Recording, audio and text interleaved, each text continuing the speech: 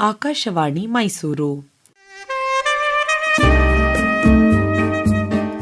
ಇಂದಿನ ನಮ್ಮ ಆರೋಗ್ಯ ಕಾರ್ಯಕ್ರಮದಲ್ಲಿ ಮಕ್ಕಳಲ್ಲಿ ಹಾಗೂ ಮಹಿಳೆಯರಲ್ಲಿ ಒತ್ತಡ ನಿರ್ವಹಣೆ ಕುರಿತು ಡಾಕ್ಟರ್ ಶ್ವೇತಾ ಬಿಸಿ ಅವರೊಂದಿಗೆ ಮಾತುಕತೆ.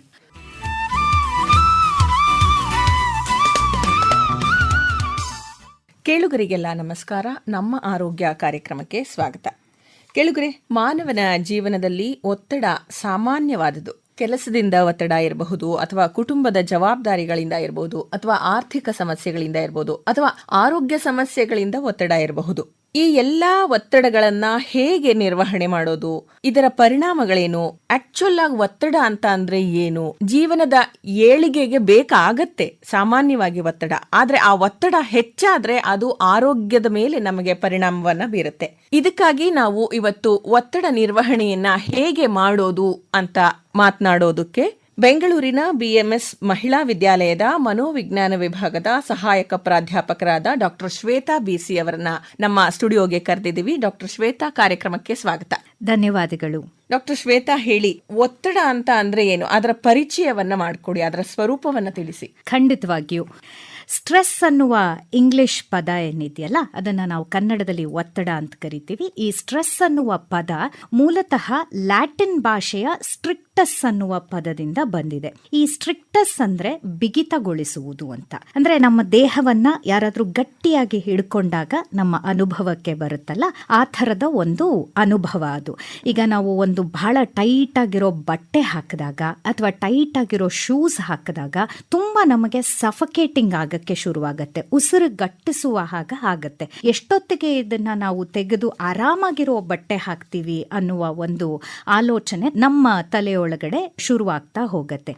ಇದು ನಮ್ಮ ಮನಸ್ಸಿನ ಮೇಲೆ, ದೇಹದ ಮೇಲೆ, ಆಲೋಚನೆಗಳ ಮೇಲೆ, ಭಾವನೆಗಳ ಮೇಲೆ ಉಂಟಾದಾಗ ಅದನ್ನ ನಾವು ಒತ್ತಡ ಅಂತ ಹೇಳಿ ಕರಿತಾ ಹೋಗ್ತೀವಿ. ಈ ಒತ್ತಡದ ಬಗ್ಗೆ ಒಂದು ಇಂಟ್ರೆಸ್ಟಿಂಗ್ ಫ್ಯಾಕ್ಟ್ ನಾನು ನಮ್ಮ ಕೇಳುಗರಿಗೆ ತಿಳಿಸ್ಕೊಡೋದಕ್ಕೆ ಇಷ್ಟಪಡ್ತೀನಿ. ಒತ್ತಡದಲ್ಲಿ ಎರಡು ರೀತಿಯ ಒತ್ತಡಗಳನ್ನು ನಾವು ಕಾಣ್ತೀವಿ. ಮೊದಲನೇದು ಹಿತ ಪ್ರತಿಫಲನ. ಇಂಗ್ಲಿಷ್ ನಲ್ಲಿ ನಾವು ಸ್ಟ್ರೆಸ್ ಅಥವಾ ಪಾಸಿಟಿವ್ ಸ್ಟ್ರೆಸ್ ಅಂತ ಕರಿತೀವಿ. ಅರೆ, ಒತ್ತಡ ಅಂತಂದ್ಲೇ ನೆಗೆಟಿವಿಟಿ, ಅದರಲ್ಲೂ ಪಾಸಿಟಿವ್ ಇದೆಯಾ? ಖಂಡಿತವಾಗಿಯೂ ಹೌದು. ಒತ್ತಡ ಒಂದು ಹಂತದಲ್ಲಿ ಮನುಷ್ಯ ಚಲಿಸುವುದಕ್ಕೆ, ಅವನು ಮೂವ್ ಆಗೋದಕ್ಕೆ ಒತ್ತಡ ಖಂಡಿತ ಬೇಕಾಗತ್ತೆ. ಸೊ ಈ ಹಿತ ಪ್ರತಿಫಲನ ಅಂತ ಅಂದಾಗ, ನಮ್ಮ ಮನೆಯಲ್ಲಿ ಒಂದು ಮಗು ಹುಟ್ಟತ್ತೆ, ಅವಾಗ ನಮಗೆ ಎಕ್ಸ್ಪೀರಿಯನ್ಸ್ ಆಗತ್ತಲ್ಲ, ನಾವು ಅನುಭವಿಸ್ತೀವಲ್ಲ, ಅದು ಬಹಳ ಪ್ಲೆಸೆಂಟ್ ಹಿತ ಪ್ರತಿಫಲನ, ಪ್ಲೆಸೆಂಟ್ ಆಗಿರೋ ಪಾಸಿಟಿವ್ ಸ್ಟ್ರೆಸ್ ಅಂತ ನಾವು ಅದನ್ನ ಕರಿತೀವಿ. ಅಥವಾ ನಮಗೆ ಕೆಲಸ ಸಿಕ್ಕಿರೋ ಸಂದರ್ಭದಲ್ಲಿ, ಮದುವೆಯ ಸಂದರ್ಭದಲ್ಲಿ, ಮನೇಲಿ ಒಂದು ಫಂಕ್ಷನ್ ಇತ್ತು, ತುಂಬಾ ಕೆಲಸ ಇರತ್ತೆ, ಆದ್ರೆ ಅದನ್ನ ನಾವು ಆಸಕ್ತಿಯಿಂದ,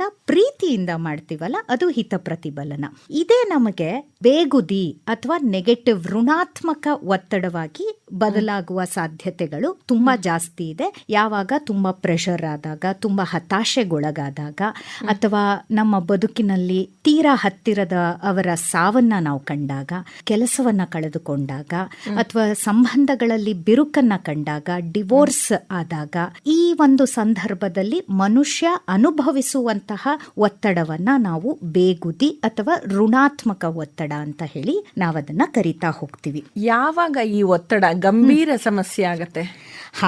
ಇದು ತುಂಬಾ ಇಂಟ್ರೆಸ್ಟಿಂಗ್ ಮತ್ತೆ ಬಹಳ ಮುಖ್ಯವಾದ ಕ್ವೆಶ್ಚನ್. ಒತ್ತಡ ಯಾವಾಗ ನಮಗೆ ಗಂಭೀರವಾಗತ್ತೆ ಅಂತ ಅಂದ್ರೆ, ಒತ್ತಡ ನಮ್ಮ ಆಲೋಚನೆಗಳ ಮೇಲೆ, ನಮ್ಮ ನಿರ್ಧಾರ ತೆಗೆದುಕೊಳ್ಳುವ ಶಕ್ತಿಯ ಮೇಲೆ, ನಮ್ಮ ಮಾನಸಿಕ ಸಾಮರ್ಥ್ಯದ ಮೇಲೆ, ನಾವು ಒಂದು ಸಮಸ್ಯೆಯನ್ನ ಪರಿಹಾರ ಮಾಡುವ ನಮ್ಮ ಎಬಿಲಿಟಿಯ ಮೇಲೆ, ನಮ್ಮ ಭಾವನೆಗಳ ಮೇಲೆ, ನಮ್ಮ ವರ್ತನೆಯ ಮೇಲೆ ಅದು ನಿಧಾನಕ್ಕೆ ಪರಿಣಾಮವನ್ನ ಬೀರ್ತಾ ಹೋದಾಗ ಅಲ್ಲಿ ನಾವು ಒತ್ತಡವನ್ನ ಗಂಭೀರವಾಗಿ ತೆಗೆದುಕೊಳ್ಳುವಂತ ಸಾಧ್ಯತೆ ತುಂಬಾ ಹೆಚ್ಚಾಗತ್ತೆ. ಈಗ ಒಂದ್ ಸಣ್ಣ ಉದಾಹರಣೆ ಹೇಳ್ತೀನಿ. ಒಬ್ಬ ಮನುಷ್ಯ ಒತ್ತಡಕ್ಕೆ ಒಳಗಾದಾಗ ನಿಧಾನಕ್ಕೆ ಅವನ ಅಭ್ಯಾಸಗಳು ಬದಲಾಗ್ತಾ ಹೋಗತ್ತೆ. ಉದಾಹರಣೆಗೆ, ಅವನು ದಿನ ಬೇಗ ಹೇಳ್ತಿದ್ದವನು ಅವನ ದಿನಚರಿಯಲ್ಲಿ ನಾವು ಬದಲಾವಣೆಯನ್ನ ಕಾಣ್ತಾ ಹೋಗ್ತೀವಿ. ಒಂದು, ಊಟ ತಿಂಡಿಯಲ್ಲಿ ಬದಲಾವಣೆಗಳಾಗ್ತಾ ಹೋಗತ್ತೆ.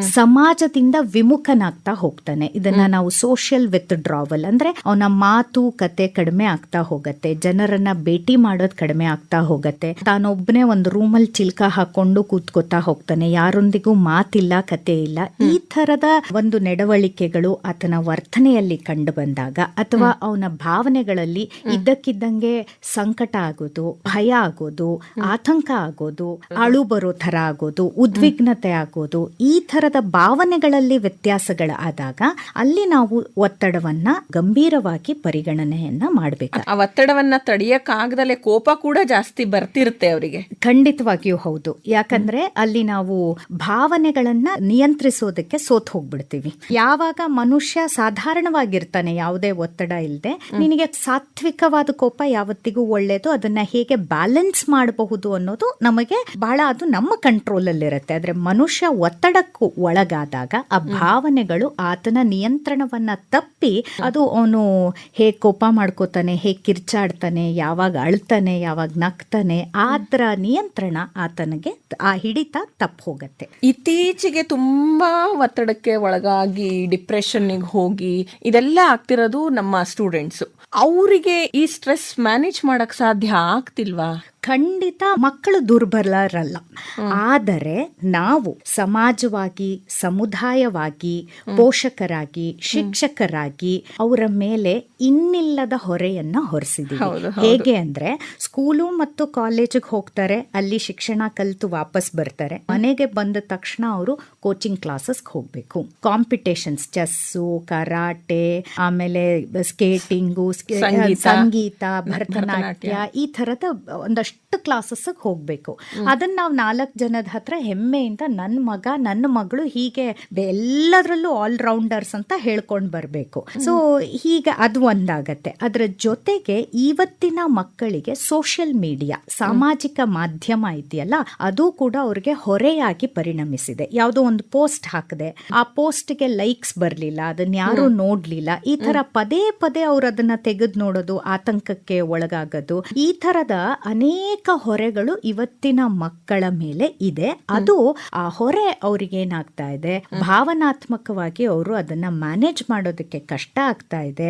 ಜೊತೆಗೆ ಅದು ಅವ್ರಿಗೆ ಒತ್ತಡವಾಗಿ ಪರಿಣಾಮ ಬೀರ್ತಾ ಇದೆ. ಅವ್ರ ಜೊತೆಗೆ ಈ ಕಾಂಪಿಟೇಟಿವ್ ವರ್ಲ್ಡ್ ಕೂಡ ಎಲ್ಲರಿಗಿಂತ ನಾವು ಮುಂದೆ ಹೋಗಬೇಕು ಅನ್ನೋದು ಅವರ ಮನಸ್ಸಿನಲ್ಲಿ ಇರೋದಾದ್ರೆ, ಇನ್ನು ಪೇರೆಂಟ್ಸು ನೀನು ಇಷ್ಟೇ ಮಾರ್ಕ್ಸ್ ತೆಗಿಬೇಕು, ಅವ್ರ ಮನೆಯಲ್ಲಿ ಅವ್ರ ಮಗು 95+ ತೆಗ್ದಿದೆ, ನೀನು ಇಷ್ಟೇ ತೆಗಿಬೇಕು ಅನ್ನೋ ಹಾಕೋ ಒತ್ತಡದಿಂದ ಇವ್ರು ಇನ್ನೂ ಜಾಸ್ತಿ ಸ್ಟ್ರೆಸ್ಸಿಗೆ ಒಳಗಾಗ್ತಾ ಇದ್ದಾರೆ ಅನ್ಕೊಳ್ತೀನಿ. ಖಂಡಿತವಾಗಿಯೂ ಹೌದು. ನಾವು ಮೊದಲನೇದಾಗಿ ಏನ್ ಹೇಳ್ತೀವಿ ಅಂತ ಅಂದ್ರೆ, ನಮ್ಮ ಅಕ್ಕನ ಮಗಳು 95% ಬಂದ್ಲು, ನಮ್ಮ ಅಣ್ಣನ ಮಗ ಡಾಕ್ಟರ್ MBBS ಸೀಟ್ ಸಿಕ್ತು, ಅವನ್ಗೆ ಎಂಜಿನಿಯರಿಂಗ್ ಸೀಟ್ ಸಿಕ್ತು, IIT ನಲ್ಲಿ ಸಿಕ್ತು. ಈ ತರ ಮಕ್ಕಳನ್ನ ಕಂಪೇರ್ ಮಾಡೋದಕ್ಕೆ ಶುರು ಮಾಡ್ಬಿಡ್ತೀವಿ. ಯಾವಾಗ ಕಂಪ್ಯಾರಿಸನ್ ಶುರುವಾಗ್ತಾ ಹೋಗತ್ತೋ ಮಕ್ಕಳಿಗೆ ಗೊತ್ತಿಲ್ದಲೇನೆ ಅವ್ರು ಏನ್ ಮಾಡ್ತಾರೆ, ಮಾರ್ಕ್ಸ್ ಅಂದ್ರೆ ವ್ಯಾಲ್ಯೂ, ನನಗೆ ವ್ಯಾಲ್ಯೂ ಇಲ್ಲ, ಆದ್ರೆ ನಾನು ತೆಗೆಯುವ ಮಾರ್ಕ್ಸಿಗೆ ವ್ಯಾಲ್ಯೂ ಅನ್ನೋದು ಸಹಜವಾಗಿ ಅವ್ರ ತಲೆನಲ್ಲಿ ಅದು ಕೂತ್ಕೊಂಡ್ಬಿಡತ್ತೆ. ಹಾಗೆ ಕೂತಾಗ ಎಮೋಷನಲ್ ಸಪೋರ್ಟ್ ಅವ್ರಿಗೆ ಬೇಕು ಅಂತ ಅನ್ಸ್ತಿರತ್ತೆ. ಆ ಸಂದರ್ಭದಲ್ಲಿ ನಾವು ಪೇರೆಂಟ್ಸ್ ಆದವರು ಆ ಎಮೋಷನಲ್ ಸಪೋರ್ಟ್ ನ ಕೊಡೋದಕ್ಕೆ ಸೋತ್ ಹೋದಾಗ ಸಹಜವಾಗಿ ಮಕ್ಕಳು ಒತ್ತಡಕ್ಕೆ ಒಳಗಾಗ್ತಾರೆ. ಆದ್ರೆ ಈ ಮಾರ್ಕ್ಸ್ ಅನ್ನೋದು ನಮ್ಮ ಮುಂದಿನ ಹಂತಕ್ಕೆ ಹೋಗೋದಕ್ಕೆ ಒಂದು ಮಾನದಂಡ ಆಗಿರುತ್ತೆ ಅಷ್ಟೇ. ಇದು ಎಲ್ಲದಕ್ಕಿಂತ ಮುಖ್ಯವಾಗಿ ನಮಗೆ ಸಾಫ್ಟ್ ಸ್ಕಿಲ್ಸ್ ಬೇಕಾಗತ್ತೆ. ಮಾರ್ಕ್ಸ್ ಇಟ್ಕೊಂಡು ನಮಗೆ ಸಾಫ್ಟ್ ಸ್ಕಿಲ್ಸ್ ಇಲ್ಲ ಅಂತ ಅಂದ್ರೆ ಈ ಜಗತ್ತಿನಲ್ಲಿ ನಾವು ಕಾಂಪಿಟೇಟ್ ಮಾಡೋದು ಕಷ್ಟ ಆಗತ್ತೆ. ತುಂಬಾ ಸರಿಯಾದ ಮಾತನ್ನ ಹೇಳಿದ್ರಿ ತೇಜಸ್ವಿನಿ ಮೇಡಮ್.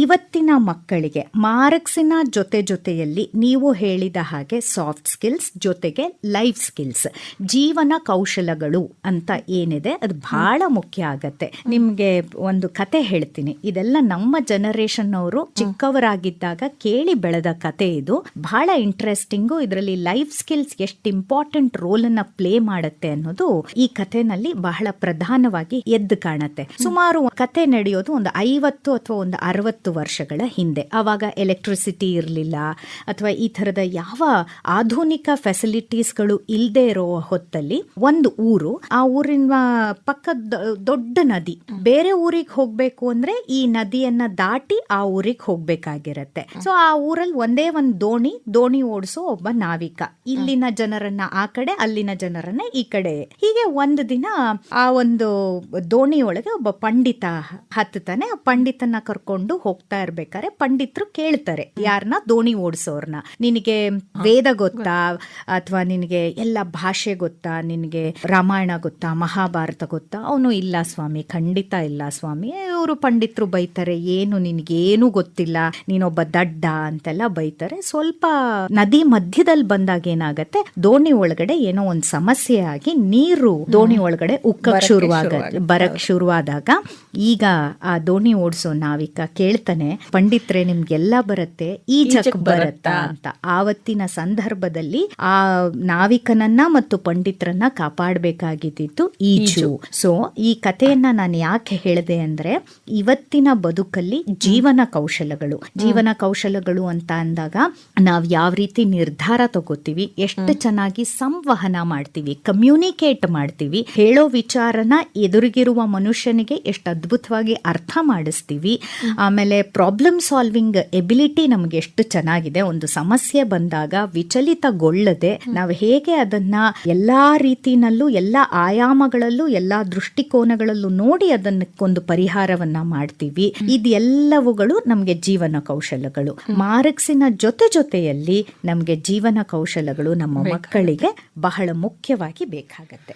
ಮತ್ತೆ ನಾವು ನಮ್ಮ ಮಕ್ಕಳಿಗೆ ಬರೀ ಸಕ್ಸಸ್ನೇ ತೋರಿಸ್ತಾ ಹೋಗ್ತೀವಿ, ಫೇಲ್ಯೂರ್ಸು ನಮ್ಮ ಮಕ್ಕಳಿಗೆ ಗೊತ್ತೇ ಇಲ್ಲ ಅಂತಾನೆ ಹೇಳ್ಬೋದು. ಆಗ ಒಂದು ಸರ್ತಿ ಯಾವುದೋ ಒಂದು ಹಂತದಲ್ಲಿ ಫೇಲ್ ಆಯ್ತು ಅಂತ ಅಂದ್ರೆ ಆ ಮಗು ತುಂಬಾ ಡಿಪ್ರೆಷನ್ಗೆ ಒಳಗಾಗತ್ತೆ. ಇದ್ರ ಬಗ್ಗೆ ಹೇಳೋದಾದ್ರೆ ಖಂಡಿತ ಇದು ಕೂಡ ನೀವು ರೈಸ್ ಮಾಡಿದ ಟಾಪಿಕ್ ಬಹಳ ಇಂಟ್ರೆಸ್ಟಿಂಗ್. ಏನಪ್ಪಾ, ಅನ್ಫಾರ್ಚುನೇಟ್ಲಿ ದುರಾದೃಷ್ಟವಶಾತ್ ನಾವು ಮಕ್ಕಳಿಗೆ ನೀವು ಹೇಳಿದ ಹಾಗೆ ಬರೀ ಗೆಲ್ಲುವುದನ್ನ ಮಾತ್ರ ಹೇಳ್ಕೊಟ್ಟಿದೀವಿ. ನಾವಷ್ಟೇ ಅಲ್ಲ, ನಮ್ಮ ಟಿವಿಯಲ್ಲಿ ಬರುವ ಎಲ್ಲಾ ಕಾರ್ಯಕ್ರಮಗಳಿರಬಹುದು ಅಥವಾ ನಮ್ಮ ಸೋಷಿಯಲ್ ಮೀಡಿಯಾ, ಸಾಮಾಜಿಕ ಮಾಧ್ಯಮದ ಪ್ಲಾಟ್ಫಾರ್ಮ್ಸ್ ಅಲ್ಲಿ ಬರೋದಾಗಿರ್ಬೋದು, ಯಾವುದೇ ಒಂದು ವಿಚಾರ ತಗೊಳ್ಳಿ, ಅಲ್ಲಿ ಗೆಲ್ಲುವುದನ್ನ ಮಾತ್ರ ನಾವು ಹೇಳ್ಕೊಟ್ಟಿದೀವಿ.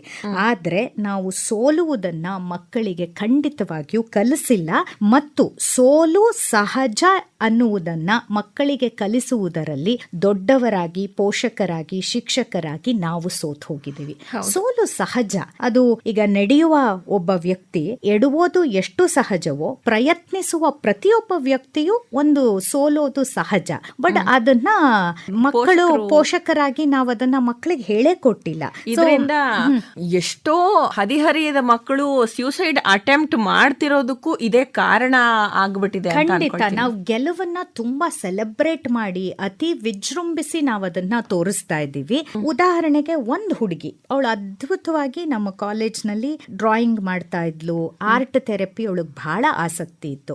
ಆದ್ರೆ ಯಾವುದೇ ಒಂದು ಕಾಂಪಿಟೇಷನ್ ಅಂತ ಬಂದ್ರೆ ಆಕೆ ಆ ಕಾಂಪಿಟೇಷನ್ ಅಲ್ಲಿ ಭಾಗವಹಿಸೋದಕ್ಕೆ ತುಂಬಾ ಹಿಂಜರಿತಿದ್ಲು. ಒಂದು ದಿನ ನಾನು ಕರೆದು ಆಕೆಯನ್ನ ಕೂಡಿಸ್ಕೊಂಡು ಮಾತಾಡಿದಾಗ ಅವಳು ನನ್ನ ಹತ್ರ ಹೇಳಿದ್ಲು, ನಾನು ಎಲ್ಲಿ ಕಾಂಪಿಟೇಷನ್ ಅಲ್ಲಿ ಸೋತ್ ಹೋಗ್ತೀನೋ ಅನ್ನೋ ಭಯ ನನ್ನನ್ನ ಕಾಡುತ್ತೆ ಮೇಡಮ್, ಹಾಗಾಗಿ ನಾನು ಆ ಕಾಂಪಿಟೇಷನ್ಗೆ ಹೋಗಲ್ಲ ಅಂತ.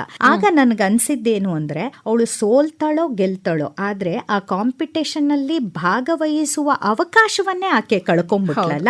ಸೊ ಈ ವಿಫಲತೆ ಅನ್ನುವ ಭಯ ಇದೆಯಲ್ಲ, ಅದು ನಮ್ಮ ಪ್ರಯತ್ನವನ್ನೇ ನಿಲ್ಸತ್ತೆ. ಆಮೇಲೆ ಅದ್ರ ಜೊತೆಗೆ ಕಂಪ್ಯಾರಿಸನ್ ಶುರುವಾಗ್ತಾ ಹೋಗತ್ತೆ. ಮಕ್ಕಳನ್ನ ನಾವು ಕಂಪೇರ್ ಮಾಡಕ್ ಶುರು ಮಾಡ್ತೀವಿ. ಆಮೇಲೆ ನಮ್ಮ ಬದುಕಿನ ಟ್ರಾಮಾಗಳು, ನಮ್ಮ ಬದುಕಿನಲ್ಲಿ ನಡೆದ ಎಷ್ಟೊಂದು ಆಘಾತಕಾರಿ ಘಟನೆಗಳನ್ನ ನಾವು ಡಸ್ಟ್ಬಿನ್ ತರ ತಂದು ನಮ್ಮ ಮಕ್ಕಳ ತಲೆ ಒಳಗಡೆ ತುಂಬಿಸೋದಕ್ಕೆ, ನಮ್ಮ ಬದುಕು ಹಂಗಿತ್ತು ಗೊತ್ತಾ, ನಾವ್ ಹಂಗ್ ಬಟ್ಟೆ ಹಾಕೊಂಡ್ ಹೋಗ್ತಿದ್ವಿ, ಚಪ್ಲಿ ಇಲ್ದೆ ನಡ್ಕೊಂಡ್ ಹೋಗ್ತಾ ಇದ್ವಿ, ಆ ಥರದ್ದೆಲ್ಲ ಹೇಳ್ತೀವಿ. ಆದ್ರೆ ನಮ್ಮ ಬದುಕಿನ ಪರಿಸರ, ನಾವು ಬೆಳೆದ ಪರಿಸರಕ್ಕೂ ಇವತ್ತಿನ ಆ ಕಾಲಘಟ್ಟಕ್ಕೂ, ಇವತ್ತು ನಾವು ನಮ್ಮ ಮಕ್ಕಳನ್ನ ಬೆಳೆಸುವ ರೀತಿಗೂ ಅಥವಾ ನಮ್ಮ ಆರ್ಥಿಕ ಪರಿಸ್ಥಿತಿಗೂ, ಅವತ್ತಿನ ಆರ್ಥಿಕ ಪರಿಸ್ಥಿತಿಗೂ, ಸಾಮಾಜಿಕ ಪರಿಸ್ಥಿತಿಗೂ ತುಂಬಾ ವಿಭಿನ್ನ ವ್ಯತ್ಯಾಸಗಳಿದೆ. ಸೊ ಇಂಥ ಒಂದು ಪರಿಸ್ಥಿತಿಯಲ್ಲಿ ಮಕ್ಕಳಿಗೆ ಯಾವಾಗ ನಮ್ಮ ಪೋಷಕರಿಂದ ಎಮೋಷನಲ್ ಸಪೋರ್ಟ್ ಸಿಗದೆ ಹೋಗತ್ತೆ ಅಥವಾ ಮಾನಸಿಕ ಬೆಂಬಲ ಸಿಗದೆ ಹೋಗತ್ತೆ, ಅವರು ಕೊನೆಯ ಪ್ರಯತ್ನವಾಗಿ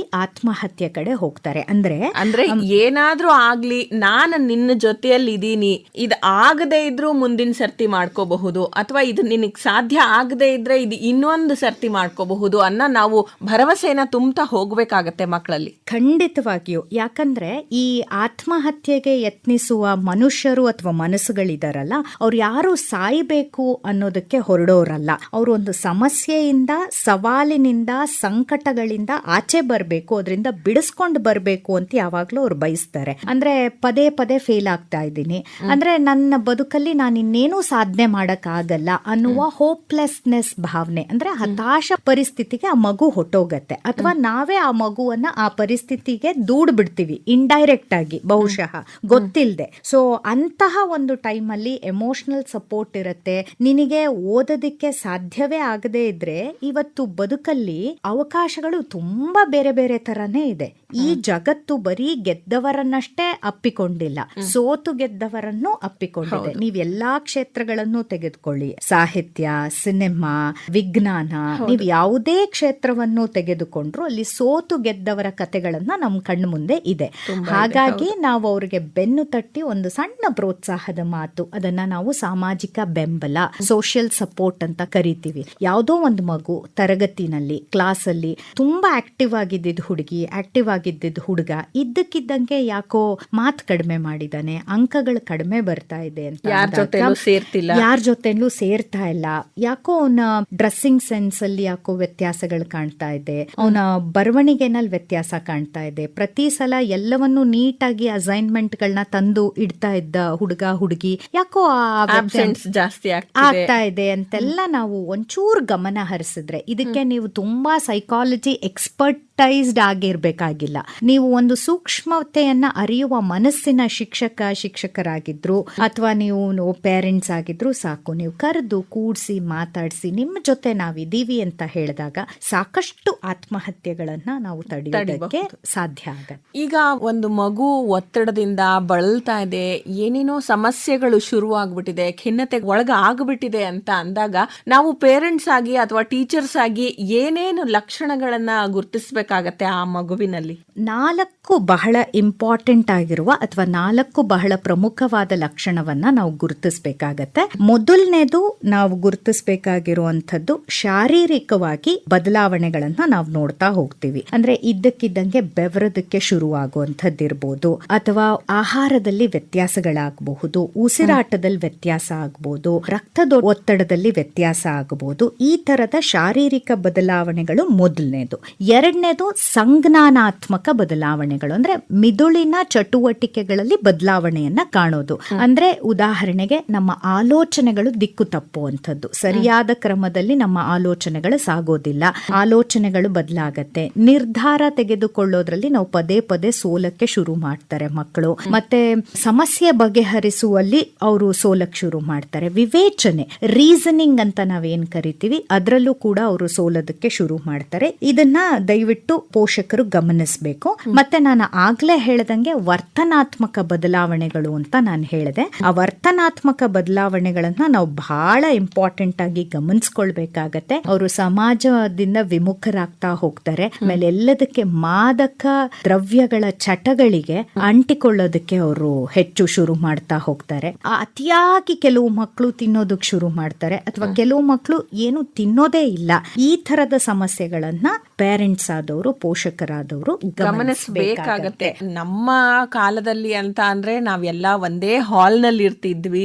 ಹಾಗಾಗಿ ಏನೇ ಒಂದು ಸಣ್ಣ ಬದಲಾವಣೆ ಮಗುವಿನಲ್ಲಿ ಅಥವಾ ಒಂದು ಕುಟುಂಬದ ಸದಸ್ಯರಲ್ಲಿ ಕಂಡ್ರು ಕೂಡ ನಮಗೆ ಅದು ತಕ್ಷಣ ಗೊತ್ತಾಗ್ತಿತ್ತು. ಈಗ ಏನಾಗಿದೆ, ಅವ್ರವ್ರ ರೂಮ್ ನಲ್ಲಿ ಅವ್ರು ಇರೋದ್ರಿಂದ ಇದನ್ನ ನಾವು ತುಂಬಾ ಗಮನದಲ್ಲಿ ಇಡಬೇಕು ಅಂತ ಅನ್ಸುತ್ತೆ. ಖಂಡಿತವಾಗಿಯೂ. ಯಾಕಂದ್ರೆ ಈಗ 4 ಜನ ಮನೆಯಲ್ಲಿ ಇದೀವಿ ಅಂತ ಅಂದಾಗ 4 ಜನರ ಕೈಯಲ್ಲೂ ಫೋನ್. ಹೌದು. ಇಲ್ಲಿಂದ ಪಕ್ಕದ ರೂಮ್ ನಲ್ಲಿರುವ ಮಗನನ್ನ ಕರಿಬೇಕು ಅಂದ್ರೆ ಅಮ್ಮ ಫೋನ್ ಮಾಡಿ ಕರೀತಾಳೆ. ನೀವು ಬಹಳ ಚೆನ್ನಾಗಿ ಹೇಳಿದ್ರಿ ತೇಜಸ್ವಿನಿ ಮೇಡಮ್. ಏನಂತ ಅಂದ್ರೆ ಮುಂಚೆ ಎಲ್ಲ ನಾವು ಒಟ್ಟಿಗೆ ಆ ಹಾಲಲ್ಲಿ ಕೂತಿರ್ತಿದ್ವಿ, ಸಂಜೆ ಊಟ ಮಾಡ್ತಾ ಇದ್ವಿ. ಸಂಜೆ ಏನಾದ್ರೂ ನಮ್ಮ ಮನೆಯಲ್ಲಿ ಕರೆಂಟ್ ಹೊಟ್ಟೋದ್ರೆ ಆಚೆ ಕಡೆ ಜಗಲಿ ಕಟ್ಟೆ ಮೇಲೆ ಕೂತ್ಕೊಂಡು ಅಕ್ಕಪಕ್ಕದ ಮನೆಯವರೆಲ್ಲ ಮಾತಾಡ್ತಾ ಇದ್ವಿ, ಮಕ್ಕಳೆಲ್ಲ ಆಟ ಆಡ್ತಾ ಇದ್ವಿ. ಆದ್ರೆ ಇವತ್ತು ನಮ್ಮಲ್ಲಿ ನಿಧಾನವಾಗಿ ಆ ಜಾಯಿಂಟ್ ಫ್ಯಾಮಿಲಿ ಸಿಸ್ಟಮ್ ಕರಗಿ ಹೋಗ್ತಾ ಇದೆ. ಈಗೆಲ್ಲ ನ್ಯೂಕ್ಲಿಯರ್ ಫ್ಯಾಮಿಲಿಗಳು ಬರ್ತಾ ಇದೆ. ಮನೆಯಲ್ಲಿ ಬರೀ 4 ಜನ ಅಥವಾ 3 ಜನ, ಅಪ್ಪ ಅಮ್ಮ, ಒಂದು ಮಗು ಅಥವಾ 2 ಮಕ್ಕಳು ಇರ್ತಾರೆ. ಸೊ ಅಲ್ಲಿ ಅಪ್ಪನಿಗೆ ಅವನದ್ದೇ ಹೊರೆಗಳು, ಅವನದೇ ಆರ್ಥಿಕ ಹೊರೆಗಳು, ಫಿನಾನ್ಷಿಯಲ್ ಕಮಿಟ್ಮೆಂಟ್ಸು, ಅಯ್ಯೋ ನಿಂದೊಂದು ಅಂತ. ಇದು ಹೆಚ್ಚು ಹೆಚ್ಚು ಮಹಿಳೆಯರ ಮೇಲೆ ಹೆಚ್ಚು ಅವ್ರಿಗೆ ಜವಾಬ್ದಾರಿಗಳು ಅವರ ಹೆಗಲನ್ನ ಬಂದು ಕೂಡಕ್ ಶುರುವಾಗತ್ತೆ. ಅಂದ್ರೆ ಅವಳು ಕೆಲಸ ಮಾಡ್ತಿದ್ರೆ ಅಲ್ಲಿ ಕೆಲಸವನ್ನೂ ನಿಭಾಯಿಸ್ಕೊಂಡು, ಮನೆಯನ್ನೂ ನಿಭಾಯಿಸ್ಕೊಂಡು, ಮಕ್ಕಳನ್ನು ನಿಭಾಯಿಸ್ಕೊಳ್ಳೋ ಅಂತ ಒಂದು ಸಾಮರ್ಥ್ಯವನ್ನ ತೋರಿಸ್ಬೇಕಾಗತ್ತೆ. ಈ ನಿರೀಕ್ಷೆಗಳು ಸಮಾಜದಿಂದ, ಮನೆಯವರಿಂದ ಹೆಚ್ಚಾಗ್ತಾ ಹೋಗತ್ತೆ. ಸೊ ಹೀಗಾಗಿ ಇವೆಲ್ಲಾ ಕಾರಣಗಳು ಸೇರ್ಕೊಂಡು ಈ ಒಂದು ಒತ್ತಡವನ್ನ ಮತ್ತಷ್ಟು ಉಲ್ಬಣಗೊಳಿಸಿವೆ. ನಾವು ಮಕ್ಕಳ ಒತ್ತಡದಿಂದ ಇವಾಗ ಮಹಿಳೆಯರ ಅಂತ ಬರೋದಾದ್ರೆ, ಇವಾಗ ಉದ್ಯೋಗಸ್ಥ ಮಹಿಳೆಯರಿಗೆ ಒಂದು ತರ ಒತ್ತಡ ಆದ್ರೆ ಗೃಹಿಣಿಯರಿಗೂ ಕೂಡ ಒತ್ತಡ ಕಡಿಮೆ ಏನಿಲ್ಲ. ಏನು ವ್ಯತ್ಯಾಸ ಗೃಹಿಣಿಯರಲ್ಲಿ ಇರೋ ಒತ್ತಡಕ್ಕೂ ಮತ್ತೆ ಉದ್ಯೋಗಸ್ಥ ಮಹಿಳೆಯಲ್ಲಿ ಇರೋ ಒತ್ತಡಕ್ಕೂ ಏನು ವ್ಯತ್ಯಾಸ ಇರುತ್ತೆ? ಅವರು ಬೇರೆ ತರ ಫೀಲ್ ಮಾಡ್ತಾರ, ಇವ್ರು ಬೇರೆ ತರ ಫೀಲ್ ಮಾಡ್ತಾರ? ನಿಮಗೆ ಎರಡಕ್ಕೂ ಒಂದು ಉದಾಹರಣೆ ಮೂಲಕ ಎಕ್ಸ್ಪ್ಲೇನ್ ಮಾಡ್ತೀನಿ. ನಾನು ಕೌನ್ಸಿಲಿಂಗ್ ಆಪ್ತ ಸಲಹೆಯನ್ನ ಮಾಡೋದ್ರಿಂದ ಕೆಲವೊಮ್ಮೆ ಗೃಹಿಣಿಯರು ನನ್ನ ಹತ್ರ ಆಪ್ತ ಸಲಹೆಗೆ ಬರ್ತಾರೆ, ಈ ಉದ್ಯೋಗಸ್ಥ ಮಹಿಳೆಯರು ಕೂಡ ಆಪ್ತ ಸಲಹೆಯನ್ನ ತೆಗೆದುಕೊಳ್ತಾರೆ. ಸೊ ಇಲ್ಲಿ ಉದ್ಯೋಗಸ್ಥ ಮಹಿಳೆಯರಿಗೆ ಸಮಾಜದಿಂದ ನಿರೀಕ್ಷೆಗಳು ಜಾಸ್ತಿ ಇರ್ತವೆ. ಯಾವ ಥರದ ನಿರೀಕ್ಷೆಗಳು? ಅವಳು ಮನೆಯನ್ನ, ಎಲ್ಲಾರ ಜವಾಬ್ದಾರಿಯನ್ನ ಅಚ್ಚುಕಟ್ಟಾಗಿ ನಿಭಾಯಿಸಿ ಹೋಗಿ ಅಲ್ಲೂ ಎಲ್ಲ ಕೆಲಸಗಳು, ಅಲ್ಲಿ ಹೋದಾಗ ಅಲ್ಲಿ ಅವರ ಬಾಸ್ ಇರ್ಬೋದು ಅಥವಾ ಅವ್ರ ಟೀಮ್ ಲೀಡರ್ಸ್ ಇರ್ಬೋದು, ಅಲ್ಲಿ ಎಕ್ಸ್ಪೆಕ್ಟೇಷನ್ಸ್ಗಳಿರ್ತವೆ. ಇದೆರಡನ್ನು ಬ್ಯಾಲೆನ್ಸ್ ಮಾಡುವ ಪರಿಸ್ಥಿತಿ ಆಕೆಗಿರತ್ತೆ. ಇನ್ನು ಈ ಗೃಹಿಣಿಯರು ಅಂತ ಬಂದಾಗ ಅವ್ರಿಗೆ ಒಂದಷ್ಟು ಏನಾಗತ್ತೆ ಅಂತಂದ್ರೆ, ನಮ್ಮ ಸಮಾಜ ಗೃಹಿಣಿಯರನ್ನ ಹೇಗ್ ಮಾಡ್ಬಿಟ್ಟಿದೆ ಅಂದ್ರೆ, ಅವಳು ಕೇವಲ ಕೆಲ್ಸಕ್ಕಷ್ಟೇ ಸೀಮಿತ ಇದ್ದಾಳೆ ಅಥವಾ ಅಡಿಗೆ ಮನೆಗಷ್ಟೇ ಸೀಮಿತ ಇದ್ದಾಳೆ ಅನ್ನೋದನ್ನ ಸೀಮಿತಗೊಳಿಸ್ಬಿಟ್ಟಿದೀವಿ ಅಷ್ಟೇ. ಅಂದ್ರೆ ಅವಳು ಬೆಳಗ್ಗೆ ಎದ್ದು ಗಂಡ ಮಕ್ಕಳಿಗೆ ತಿಂಡಿ, ಉಪಚಾರ, ಊಟ ಇವುಗಳನ್ನಷ್ಟೇ ನೋಡ್ಕೋಬೇಕು. ಯಾವತ್ತೇ ಆಗ್ಲಿ ನೀನ್ ಊಟ ಮಾಡಿದ್ಯಾ, ನೀನ್ ತಿಂಡಿ ತಿಂದ್ಯಾ, ನಿನಗ್ ಹಸುವಾಗಿದ್ಯಾ, ನಿನಗ್ ನೋವಾಗಿದ್ಯಾ, ನಿನಗೂ ಭಾವನೆಗಳಿದ್ಯಾ, ಇದನ್ನ ನಾವ್ ಯಾವತ್ತೂ ಯಾರೂ ಕೇಳಿಲ್ಲ. ಕುಟುಂಬದವರಾಗಿ ಅತ್ತೆ ಮಾವ, ಅಪ್ಪ ಅಮ್ಮ ಅಥವಾ ಗಂಡ ಮಕ್ಕಳು ಯಾರೂ ಕೇಳಿಲ್ಲ. ಸದ್ದಿಲ್ಲದೆ ನೋಯ್ತಾ ಇರ್ತಾಳೆ ಇವಳು. ಒಂದಷ್ಟು ಎರಡನ್ನು ಬ್ಯಾಲೆನ್ಸ್ ಮಾಡುವ ಈ ಹೊಣೆಗಾರಿಕೆಯ ನಡುವೆ ಇವಳು ನೋಯ್ತಾ ಇರ್ತಾಳೆ. ಇದು ಪ್ರಮುಖವಾದ ವ್ಯತ್ಯಾಸ. ಮತ್ತೆ ಈ ಉದ್ಯೋಗಸ್ಥ ಮಹಿಳೆಯರಲ್ಲಿ ತುಂಬಾ ಒತ್ತಡ ಹೆಚ್ಚಾಗೋದಕ್ಕೆ ಇನ್ನು ಯಾವ್ಯಾವ ಕಾರಣಗಳಿವೆ? ಅವರಿಗೆ ಯಾಕೆ ಒತ್ತಡ ಜಾಸ್ತಿ ಆಗ್ತಾ ಹೋಗತ್ತೆ ಅಂತಂದ್ರೆ, ಎರಡೂ ಜವಾಬ್ದಾರಿಗಳನ್ನ ಸರಿಯಾಗಿ ನಿರ್ವಹಿಸಬೇಕು ಅನ್ನುವ ಸಮಾಜದ ನಿರೀಕ್ಷೆಗಳು ಮತ್ತು ಅವರಿಗೆ ಫ್ಯಾಮಿಲಿ ಕಡೆಯಿಂದ ಎಷ್ಟೋ ಸಲ ಸಪೋರ್ಟ್ ಸಿಗದೆ ಹೋದಾಗ. ಆಕೆನೂ ಕೂಡ ನಾವಿವತ್ತು ವಿಮೆನ್ ಎಂಪವರ್ಮೆಂಟ್, ಸಬಲೀಕರಣದ ಬಗ್ಗೆ ಮಾತಾಡ್ತೀವಿ. ಅದು ಆರ್ಥಿಕ ಸಬಲೀಕರಣಕ್ಕಷ್ಟೇ ಸೀಮಿತವಾಗ್ಬಿಟ್ಟಿದೆ ಹೊರತು ಮನೆಯಲ್ಲಿ ಒಂದು ಜವಾಬ್ದಾರಿ, ಈಗ ಒಂದು ಅಡಿಗೆ ಮಾಡಿದ್ರೆ ಅವರ ಗಂಡ ಅದನ್ನ ಬಾಕ್ಸ್ ಹಾಕಿ ಮಕ್ಕಳಿಗೆ ಸ್ಕೂಲ್ ಟಿಫಿನ್ ಬಾಕ್ಸ್ ಪ್ಯಾಕ್ ಮಾಡ್ಬೋದು, ಆದ್ರೆ ಮಾಡಲ್ಲ. ಅಂದ್ರೆ ಜವಾಬ್ದಾರಿಗಳನ್ನ ಹಂಚಿಕೊಳ್ಳೋದ್ರಲ್ಲಿ ಅಲ್ಲೆಲ್ಲೋ ಸೋತು ಹೋಗ್ತಾನೆ. ಆಮೇಲೆ ಇಲ್ಲೆಲ್ಲ ಜವಾಬ್ದಾರಿಗಳನ್ನ ಮುಗಿಸಿ ಹೋದಾಗ ಅಲ್ಲಿ ಜವಾಬ್ದಾರಿಗಳನ್ನ ನೋಡ್ಕೋಬೇಕು. ಅವಳು ಕೆಲಸ ಮಾಡ್ತಾ ಇರ್ತಾಳೆ, ಸ್ಕೂಲಿಂದ ಫೋನ್ ಬರುತ್ತೆ, ನಿಮ್ ಮಕ್ಕಳಿಗೆ ಏನೋ ಆಗಿದೆ ಅಥವಾ ನಿಮ್ ಮಕ್ಕಳ ಪೇರೆಂಟ್ಸ್ ಟೀಚರ್ಸ್ ಮೀಟಿಂಗ್ ಅಟೆಂಡ್ ಮಾಡ್ಬೇಕು. ಇದ್ಯಾವುದು ತಂದೆಯ ಜವಾಬ್ದಾರಿ ಆಗಿರಲ್ಲ ಅನ್ಕೊಂಡ್ಬಿಟ್ಟಿರ್ತಾರೆ, ಅಸ್ಯೂಮ್ ಮಾಡ್ಕೊಂಡ್ಬಿಟ್ಟಿರ್ತಾರೆ. ಸೊ ಹಾಗಾಗಿ ಇವಳಿಗೆ ಅದೆಲ್ಲ ಸಾಕಷ್ಟು ಒತ್ತಡಗಳು, ಇವೆಲ್ಲ ಕಾರಣಗಳು ಅವಳಿಗೆ ಒತ್ತಡಕ್ಕೆ ಒಳಗಾಗೋದಕ್ಕೆ ಪ್ರಮುಖವಾಗಿ ಕಾರಣ ಆಗತ್ತೆ. ಈ ಮಕ್ಕಳಲ್ಲೇ ಇರಬಹುದು ಅಥವಾ ಮಹಿಳೆಯರಲ್ಲಿ, ಪುರುಷರಲ್ಲಿ, ಎಲ್ಲರಲ್ಲೂ ಇರಬಹುದು. ಈ ಒತ್ತಡವನ್ನ ಕಡಿಮೆ ಮಾಡ್ಕೊಳ್ಳೋದಕ್ಕೆ ನಾವು ಮೊದಲು ಮಾಡಬೇಕಾದ್ದು ಏನು? ಬಹಳ ಇಂಪಾರ್ಟೆಂಟು. ನಾವು ಎಲ್ಲರೂ ನಮ್ಮ ಇವತ್ತಿನ ದಿನದ ಆಧುನಿಕ ಜೀವನ ಶೈಲಿಯಲ್ಲಿ ಒತ್ತಡ ಅನ್ನೋದು ಸಹಜ, ನಮ್ಮ ಬದುಕಿನ ಬಹಳ ಮುಖ್ಯ ಭಾಗ. ಇದನ್ನ ನಾವು ತಿಳ್ಕೊಂಡ್ಬಿಡ್ಬೇಕು. ನಾವ್ ಎಲ್ಲೋ ರೆಸಾರ್ಟ್ ಹೊಟ್ಟೋಗ್ತೀವಿ, ಒಂದ್ ತೋಟದ ಮನೆಗೆ ಹೊಟ್ಟೋಗ್ತೀವಿ, ಒಂದ್ 4 ದಿನ ಅಲ್ಲಿ ಇದ್ಬಿಡ್ತೀವಿ, ನಮ್ ಎಲ್ಲ ಒತ್ತಡವನ್ನು ನಾವು ಅದರಿಂದ ಆಚೆ ಬಂದ್ಬಿಡ್ತೀವಿ ಅಂತ ಯಾರಾದ್ರೂ ಕೇಳುಗರು ಅದನ್ನ ಅಂದ್ಕೊಂಡಿದ್ರೆ ಖಂಡಿತವಾಗಿಯೂ ಒಬ್ಬ ಸೈಕಾಲಜಿಸ್ಟ್ ಆಗಿ ನಾನು ಹೇಳ್ತಾ ಇದ್ದೀನಿ, ಅದು ಸುಳ್ಳು. ಯಾಕಂತಂದ್ರೆ ಅದು ತಾತ್ಕಾಲಿಕ ವಿರಾಮ ಅಷ್ಟೇ. ನಾವೆಲ್ಲೋ ಟ್ರಿಪ್ ಹೋದಾಗ ಖಂಡಿತವಾಗಿಯೂ ಆ 4 ದಿನಗಳು ರಿಲೀಫ್ ಸಿಗತ್ತೆ, ಇಲ್ಲ ಅಂತ ನಾನು ಹೇಳ್ತಿಲ್ಲ. ಎಲ್ಲಾ ಜಂಜಾಟಗಳಿಂದ ಬಿಡುಗಡೆ ಸಿಗತ್ತೆ. ಆದರೆ ನಾವು ಮತ್ತೆ ವಾಪಸ್ ಬಂದವಾಗ ಅದೇ ಬದುಕಿನ ಜಂಜಾಟಗಳಿಗೆ ನಾವು ಸರಿದೂಗಿಸ್ಕೊಂಡು ಹೋಗ್ಬೇಕಾಗತ್ತೆ. ಸೊ ಇಲ್ಲಿ ಇದಕ್ಕೆ ಯಾವುದೋ ಒಂದು ಟ್ಯಾಬ್ಲೆಟ್ಸು ಅಥವಾ ಮೆಡಿಸಿನ್ಸು ಇಲ್ಲ. ಅದನ್ನ ಎಷ್ಟು ಅಚ್ಚುಕಟ್ಟಾಗಿ ನಾವು ಬ್ಯಾಲೆನ್ಸ್ ಮಾಡ್ತೀವಿ ಅನ್ನುವುದೇ ಒತ್ತಡಕ್ಕೆ ನಾವೆಲ್ಲರೂ ಕಂಡುಕೊಳ್ಳಬಹುದಾದ ಮುಖ್ಯವಾಗಿರುವಂತಹ ಇಂಪಾರ್ಟೆಂಟ್ ಆಗಿರುವಂತಹ ಅದೇ ಬಹಳ ಮುಖ್ಯವಾದ ಪರಿಣಾಮಕಾರಿ ವಿಧಾನ ಅಂತ ನನಗೆ ಅನ್ಸುತ್ತೆ. ಇದರ ಜೊತೆಗೆ ನಾವು ಮಾಡಬೇಕಾಗಿರೋದು ಏನಪ್ಪಾ ಅಂತಂದ್ರೆ, ಒತ್ತಡ ಅಂತ ಬಂದಾಗ ಮರು ವಿಶ್ಲೇಷಣೆ. ಒಂದು ಸಮಸ್ಯೆ ಯಾಕೆ ಬಂದಿದೆ, ಏನ್ ಬಂದಿದೆ, ನಾವೇನ್ ಮಾಡ್ತೀವಿ, ಸಮಸ್ಯೆ ಬಂದ ಕೂಡಲೇ ಅದನ್ನ ಅವಾಯ್ಡ್ ಮಾಡೋದಕ್ಕೆ ಶುರು ಮಾಡ್ತೀವಿ. ಇನ್ಸ್ಟೆಡ್ ಅದನ್ನ ಅವಾಯ್ಡ್ ಮಾಡುವ ಬದಲು ಅದನ್ನ ಮತ್ತೆ ವಿಶ್ಲೇಷಣೆ ಮಾಡಕ್ಕೆ ತೊಡಗಿದಾಗ ನಮ್ಗೇನಾಗತ್ತೆ, ಅದಕ್ಕೊಂದು ಸರಿಯಾದ ದಾರಿ ಮತ್ತು ಸೊಲ್ಯೂಷನ್ ಸಿಗ್ತಾ ಹೋಗತ್ತೆ. ಇದನ್ನ ನಾವೆಲ್ಲರೂ ಮಾಡ್ಬೇಕಾಗತ್ತೆ. ಆಮೇಲೆ ಎಲ್ರಿಗೂ ನಾನು ರಿಕ್ವೆಸ್ಟ್ ಮಾಡ್ಕೊಂಡು ಕೇಳೋದೇನು ಅಂತ ಅಂದ್ರೆ, ಕಂಪ್ಲೇಂಟ್ ಮಾಡೋದನ್ನ ನಿಲ್ಸ್ಬೇಕು. ನಾವು ಫಸ್ಟ್ ಯಾವುದೋ ಒಂದು ಸಮಸ್ಯೆ, ಒಂದ್ ಸವಾಲು ಬಂತು ಬದುಕಲ್ಲಿ ಅಂತ ಅಂದಾಗ ನಾವು ಫಸ್ಟ್ ಏನ್ ಮಾಡ್ತೀವಿ ಅಂತಂದ್ರೆ, ನನಗೇ ಬರ್ಬೇಕಾಗಿತ್ತಾ, ನನಗೇ ಆಗ್ಬಿಡ್ಬೇಕಾಗಿತ್ತಾ, ಈ ತರದ ಕಂಪ್ಲೇನಿಂಗು ನಮ್ ಸ್ವಭಾವದಲ್ಲಿ ಆಟೋಮ್ಯಾಟಿಕ್ ಆಗಿ ಬಂದ್ಬಿಡತ್ತೆ. ಅದನ್ನ ನಾವು ನಿಲ್ಸ್ಬೇಕಾಗತ್ತೆ. ಆಮೇಲೆ ಇನ್ನೊಬ್ಬರ ಜೊತೆ ಕಂಪ್ಯಾರಿಸನ್ ಇಳಿಯೋದನ್ನ ನಿಲ್ಲಿಸ್ಬಿಟ್ಟು ನಮ್ ಜೊತೆ ನಾವು ಕಂಪ್ಯಾರಿಸನ್ ಇಳಿಬೇಕು. ನಿನ್ನೆ ನಾನು ಎಷ್ಟು ಬೆಟರ್ ಆಗಿದ್ದೆ, ಇವತ್ತಿನ ಎಷ್ಟು ಉತ್ತಮನಾಗಕ್ಕೆ ನಾನು ಪ್ರಯತ್ನ ಪಟ್ಟೆ, ಅದನ್ನ ನಾವು ಮಾಡ್ಕೊಂಡಾಗ ನಮ್ಮ ಮನಸ್ಥಿತಿ ಹೆಚ್ಚಾಗ್ತಾ ಹೋಗತ್ತೆ. ಮತ್ತೊಂದಷ್ಟು ಲೈಫ್ ಸ್ಟೈಲ್ ಚೇಂಜಸ್ ಅಂತ ಹೇಳ್ತೀನಿ. ಅದರಲ್ಲಿ ಯೋಗ, ಮೆಡಿಟೇಷನ್, ಒಂದು 10 ನಿಮಿಷ ನೀವು ಮಲಗೋದಕ್ಕೂ ಮುಂಚೆ ಜಸ್ಟ್ ಕಣ್ಣು ಮುಚ್ಚಿ ಹಾಗೆ ದೀರ್ಘ ಉಸಿರಾಟವನ್ನು ತಗೊಂಡು ಉಸಿರು ಬಿಟ್ರಾಗ ಈ ತರದ ಒಂದು ಬ್ರೀತಿಂಗ್ ಟೆಕ್ನಿಕ್ಸ್ ಅಂತ ಕರಿತೀವಿ. ಈ ತರದ ಸಣ್ಣ ಪುಟ್ಟ ಬದಲಾವಣೆ ಮಾಡ್ಕೊಳ್ಳೋದು, ಪಾರ್ಕ್ಗೆ ಹೋಗೋದು, ಹತ್ತಿರದವ್ರ ಜೊತೆ ಕೂತ್ಕೊಂಡು ಹಂಚ್ಕೊಳ್ಳೋದು ಭಾವನೆಗಳನ್ನ.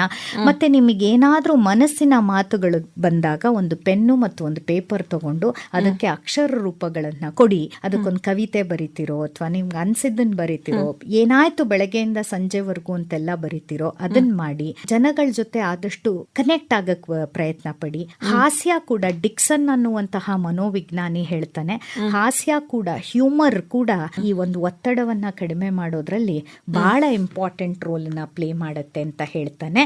ಮತ್ತೆ ಮಹಿಳೆಯರು ಸಣ್ಣ ಪುಟ್ಟ ಪ್ರವಾಸಗಳಿಗೆ ಹೋಗಿ, ಅವಾಗ ವೀಕೆಂಡ್ಸ್ ಅಲ್ಲಿ ಇರ್ಬೋದು, ಹೋಗಿ. ಈಗೆಲ್ಲ ಹೆಣ್ಮಕ್ಳ ಸೋಲೋ ಟ್ರಿಪ್ಸ್ ಅಂತ ಬಂದಿದೆ, ನೀವು ಹೋಗಿ ಆಗ ನಿಮ್ಮನ್ನೇ ನೀವು ಮತ್ತೆ ಹೊಸ ಹುಡುಕಾಟ ಮಾಡ್ಕೊಳ್ಳಿ. ಆವಾಗ ನೀವು ಈ ಎಲ್ಲ ಒತ್ತಡಗಳನ್ನ ಸರಿಯಾಗಿ ನಿಭಾಯಿಸಬಹುದು ಮತ್ತು ಬ್ಯಾಲೆನ್ಸ್ ಮಾಡ್ಕೊಂಡಾಗ ಇದು ಆರಾಮವಾಗಿ ನಡ್ಕೊಂಡು ಹೋಗತ್ತೆ ಅಂತ ಹೇಳಕ್ ಇಷ್ಟಪಡ್ತೀನಿ.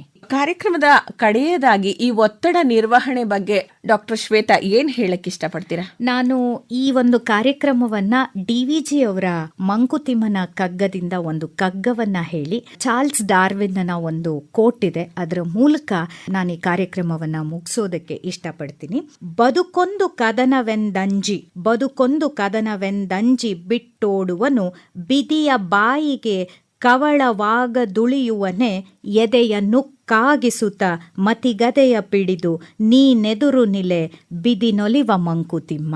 ಬದುಕಲ್ಲಿ ಎಂತಹದೇ ಕಷ್ಟಗಳು ಬಂದಾಗ ಬಿಟ್ಟು ಓಡಿ ಹೋಗದೆ, ವಿಧಿಯ ಬಾಯಿಗೆ ಆಹಾರ ಆಗದೆ, ಎದೆಯನ್ನ ಉಕ್ಕಾಗಿಸುತ್ತ ಬಂದಂತಹ ಎಲ್ಲ ಸವಾಲು ಸಮಸ್ಯೆಗಳನ್ನ ನಾವು ಎದುರಿಸಿದಾಗ ಬದುಕು ಮತ್ತಷ್ಟು ಸುಂದರ ಅನ್ನೋದನ್ನ ನಮ್ಮ DVG ಬಹಳ ಅದ್ಭುತವಾಗಿ ಹೇಳ್ತಾರೆ. ನಮ್ಮ ವಿಕಾಸ ವಿಜ್ಞಾನಿ ಚಾರ್ಲ್ಸ್ ಡಾರ್ವಿನ್ ಬಹಳ ಅದ್ಭುತವಾದ ಒಂದು ಮಾತನ್ನ ಹೇಳ್ತಾನೆ. It is not the strongest of the species that survive, nor the most intelligent, but the one more responsive to change. ಈ ಜಗತ್ತಿನಲ್ಲಿ ಅತ್ಯಂತ ಶಕ್ತಿಶಾಲಿ ಜೀವಿಗಳು ಬದುಕುಳಿಲಿಲ್ಲ. ಹಾಗೆ ಬದುಕುಳಿದಿದ್ರೆ ಡೈನೋಸಾರಸ್ಗಳು ಇವತ್ತು ನಮ್ಮ ಜಗತ್ತಿನಲ್ಲಿ ಇರಬೇಕಾಗಿತ್ತು. ಅತ್ಯಂತ ಶಕ್ತಿಶಾಲಿ, ಅತ್ಯಂತ ದೈತ್ಯಾಕಾರವಾದ ಜೀವಿಗಳು, ಅಥವಾ ಈ ಜಗತ್ತಿನಲ್ಲಿ ಅತ್ಯಂತ ಬುದ್ಧಿವಂತ ಜೀವಿಗಳು ಬದುಕುಳಿಲಿಲ್ಲ. ಆದರೆ ಯಾವೆಲ್ಲ ಜೀವಿಗಳು ಬದುಕಿನ ಜೊತೆಗೆ ಹೊಂದಾಣಿಕೆಯನ್ನ ಮಾಡ್ಕೊಂಡು ಹೋದ್ವೋ ಆ ಜೀವಿಗಳು ಇವತ್ತು ಬದುಕಿ ಉಳಿದಿದ್ದೀವಿ. ಪರಿಸರದಲ್ಲಿ ಬಿಸಿಲು ಬಂತು, ಮಳೆ ಬಂತು, ಆಲಿಕಲ್ ಮಳೆ ಬಿತ್ತು, ಪ್ರವಾಹ ಆಯ್ತು, ಕೋವಿಡ್ ಬಂತು. ಈ ತರದ ಬದುಕಿನ ಎಲ್ಲಾ ಬದಲಾವಣೆಗಳಿಗೂ ದೈಹಿಕವಾಗಿ, ಮಾನಸಿಕವಾಗಿ, ಭಾವನಾತ್ಮಕವಾಗಿ ನಾವು ಎಷ್ಟು ಅದ್ಭುತವಾಗಿ ಹೊಂದಾಣಿಕೆ ಮಾಡ್ಕೊಳ್ತೀವಿ ಅನ್ನುವುದರ ಮೇಲೆ ನಾವು ಅಷ್ಟು ಅದ್ಭುತವಾದ ಬದುಕು ನಮ್ಮದಾಗತ್ತೆ ಅನ್ನೋದನ್ನ ಹೇಳೋದಕ್ಕೆ ಇಷ್ಟಪಡ್ತೀನಿ. ಸಾಕಷ್ಟು ಹೇಳ್ಬೋದು ಈ ಒತ್ತಡ ನಿರ್ವಹಣೆ ಬಗ್ಗೆ. ಆದರೆ ಸಮಯದ ಮಿತಿಯಲ್ಲಿ ನಾವು ಈ ಒತ್ತಡವನ್ನ ಹೇಗೆ ನಿರ್ವಹಣೆ ಮಾಡ್ಕೊಳ್ಬಹುದು, ಈ ಒತ್ತಡ ನಿರ್ವಹಣೆಯಲ್ಲಿ ಮಕ್ಕಳಿಗಾದ ಹಾಗಾದ್ರೆ ಆ ಪೋಷಕರ ಪಾತ್ರ ಏನು, ಶಿಕ್ಷಕರ ಪಾತ್ರ ಏನು, ಸ್ವತಃ ಆ ವಿದ್ಯಾರ್ಥಿಯೇ ಹೇಗೆ ಒತ್ತಡವನ್ನ ನಿರ್ವಹಣೆ ಮಾಡ್ಕೊಳ್ಬಹುದು, ಇನ್ನು ಉದ್ಯೋಗಸ್ಥ ಮಹಿಳೆಯರಲ್ಲಿ ಅವರಿಗೆ ಯಾರ್ಯಾರ ಸಹಕಾರ ಬೇಕಾಗತ್ತೆ, ಯಾರ್ಯಾರ ಬೆಂಬಲ ಬೇಕಾಗತ್ತೆ, ಅವರು ಹೇಗೆ ಅವರ ಸ್ಟ್ರೆಸ್ ನ ಮ್ಯಾನೇಜ್ ಮಾಡ್ಕೊಳ್ಬಹುದು ಅಂತ ಸಾಕಷ್ಟು ತಿಳಿಸ್ಕೊಟ್ಟಿದ್ದೀರಾ ಡಾಕ್ಟರ್ ಶ್ವೇತಾ ಅವರೇ. ಅದಕ್ಕಾಗಿ ನಿಲಯದ ಪರವಾಗಿ ಹಾಗೂ ಕೇಳುಗರ ಪರವಾಗಿ ಧನ್ಯವಾದಗಳು. ನಮಸ್ಕಾರ. ಧನ್ಯವಾದಗಳು.